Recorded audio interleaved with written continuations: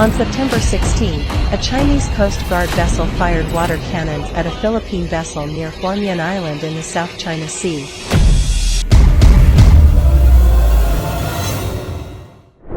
Higala mayong adlaw, mibalik ang kainit sa isgutanan sa West Philippine Sea. Di na kini simpleng reklamo sa Pilipinas sa paggamit sa mga Chinese Coast Guard o water cannon sa atong mga mangingisda. Misaka na kini sa level sama sa yaga-yaga ni Commodore Tariela nga naghihimo og karikature sa dagway sa presidente sa China. Sa pagpalayas ni Senador Erwin Tulfo sa mga Chinese officials nga iya raw sab nag-evacuate ug ngadto na sa pagpasar sa Resolution number 256 sa Senado nga nag-condemn sa pamahayag sa Chinese embassy officials nga nagbarug sa ilang katungod sa dagat ug hinuon kini nakabahin pa sa katawhan ug kanya-kanya na ang baruganan apan ngano nga misamot naman kadako kayo kini nga isyu karon labi na sa Pilipinas nga kulang na lang mo deklarar na kita giyara kontra sa China. Sa lantugi ni Senador Cayetano o Senador Kiko Pangilinan, nabulgar ang kamatuoran nga dili lang di ay China ang miangkon sa mga isla ug mga kabatuan diha sa South China Sea nga atong gitawag og West Philippine Sea. Mas daghan di ay ang mga nasod sa Vietnam ug Malaysia nga nagbutang sa ilang claim sulod sa giangkon nga exclusive economic zone ug nga nagklaro ngano nga way balita bahin sa engkwentro sa mga mangingisda nato ug sa Coast Guard nianang mga isla. Nahitabo nga way engkwentro tungod kay gilikayan kini sa mga Pilipino nga mga mangingisda ug sa atong Coast Guard. Nahinumdum ako kaniadto dihang misuway kami ug adto sa Pag-asa Island gamit ang gamay nga eroplano sa Western Military Command.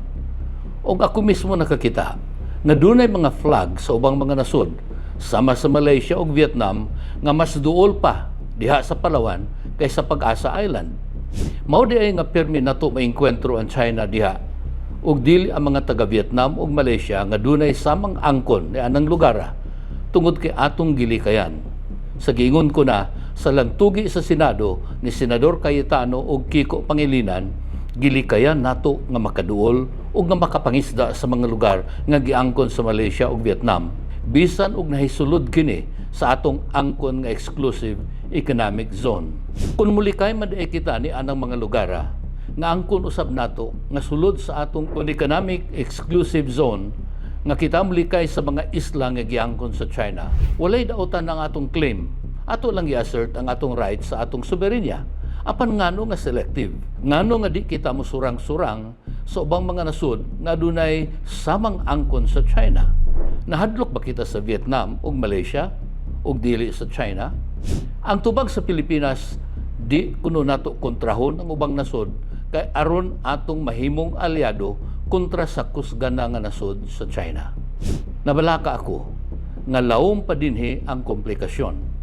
Wa ba kamo makamatikod nga sige na lang og military exercise ang Estados Unidos dinhi sa Pilipinas. Gawas nga aduna sila'y daghang EDCA kun kampo sa mga Amerikano sa tibuok nasod. Dili kaha kini kabahin sa kinatibuk ang disenyo sa Amerika tungod sa ilang agenda sa China, ang ilang giingong pivot to Asia. Nasayod ang mga Amerikano nga ang atong pagbati tua nakakiling kanila o nga ang pagbikil sa China dako nga puruhan nga mga Pilipino adto mosandig sa Amerika.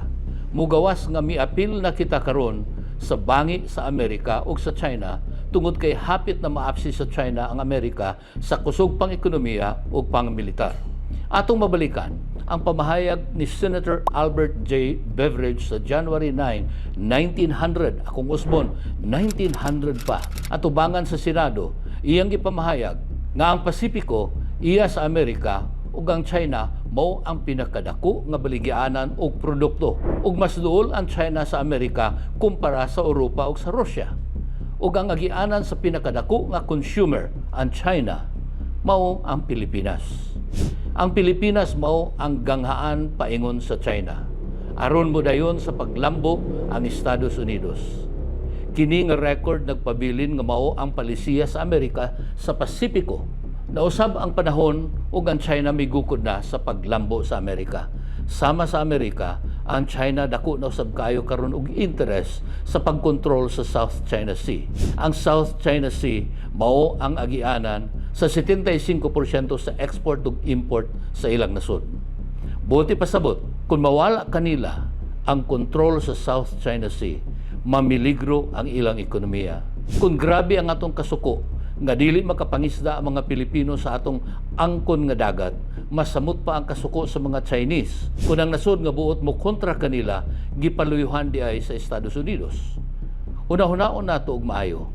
Di sa nato istoryahan ang economic implication sa bangi nato sa China. Ari kita sa ilang posibleng military conflict. Angay nato kini nga likayan tungod kay ang Amerika di na nato masaligan sa depensa tungod kay nagkadipo-dipo na sila sa daghan nilang gisugdan nga mga giyera sa tibuok kalibutan. Ug kun ugaling musilaob ang mga konflikto, di nato malauman nga mukuyog kanato ang Amerika sa pagpakigubat. Panamini ang Ukraine. Igo lang gisuplayan og armas ug military advisors. Karon mukulaps na ang nasod sa Ukraine. Gamit ang Ukraine sa ilang plano nga paluyahon ang Russia aron makontrol nila ang natural resources. Apan ang gipagyera ang katawhan sa Ukraine. Una-una, kung kaya ba nato kini nga dawaton? Ang diplomasya alang kanako mao paghihapon ang pinakalig-on nga paagi. Dili kay mitalaw kita. Apan angay nga ibutang nato sa sakto ang atong kaisog. Basin og isugnod na hinuon kita sa gubot nga dili ato. Mao kini ang akong baruganan. Kung nakaangay kamo sa atong gihisgutan, mohangyo ako kaninyo nga i-like, i-subscribe ug pag-comment aron among maapil ang inyong mga opinyon sa mga sunod nga issue sa baruganan. Daghang salamat.